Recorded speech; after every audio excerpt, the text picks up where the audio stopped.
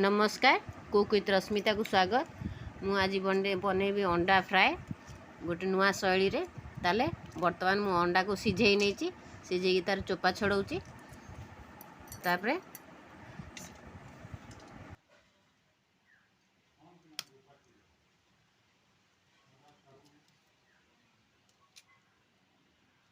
मु मसला बाटिया आज मु शिଳରେ मसला बाटुची। ताले प्रथमे अदा बाटी नउची, तापरे रसुण को ओने बाटी दबा। ग्राइंडर रे बाटिबा अपेक्षा शिଳରେ मसला बाटिले तरकारी स्वाद टिके भिन्न आसता है। तेणु मु आज शिଳରେ बाटिया को चेष्टा करली। पियाज हमर तेल रे भाजीबा ताबे मु गैस रे तेल गरम कर दे। कड़ाई रे तेल गरम हो गलानी।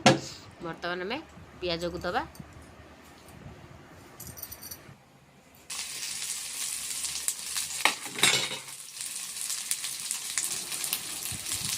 पियाज हो गलानी। बर्तमान से टमाटर को दे दबा।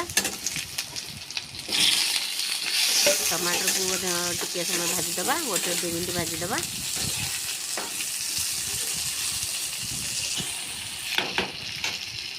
बर्तमान ताको ठंडा होगा छाड़ी दबा।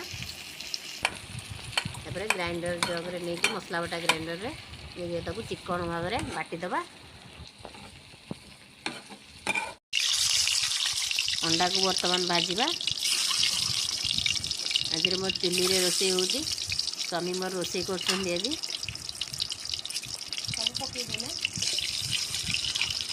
चुली रे पुणी जला होची कोन आज ना हमर जो मुगर जो चोपी से जला आम रोषे होची।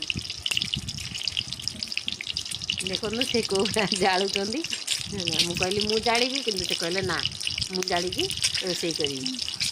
हो ठीक अच्छे कर।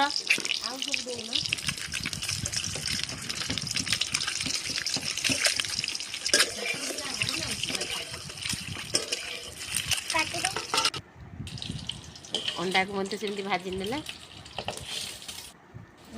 बर्तमान देखो नेक्स्ट प्रोसेस तेल अंडा भजा तेल किसी बड़ा से तेल रे देले गुजराती 2टा, लवंग गोटे, आउ दालचीनी 2 खंड, तेजपत्र 2टा। बर्तमान से अदा और रसुण जो बाटी रखी तेल में देदेले। समय ताको फ्राए होगा दबा।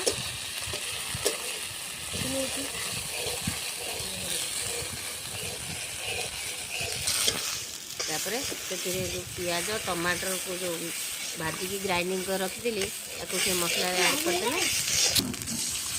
बर्तमान से ग्राइंडर जग को धोईकरी ए पानी देदेले। लंका गुंड 2 चामच। आपण राग कम बेसी करें आप पाने जमी राग खाऊ से अनुसार देवे।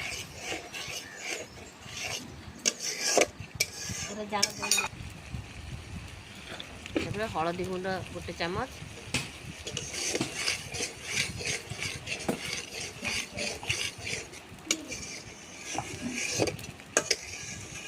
मसला को भल भाव में कषा।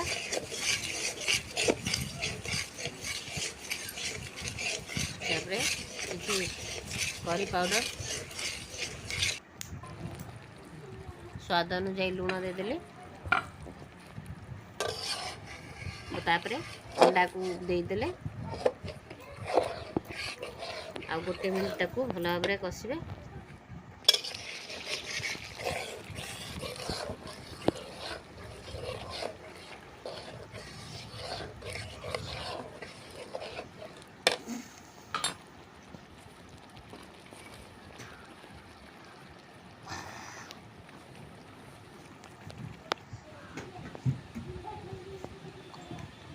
टमाटो सॉस 2 चामच देले।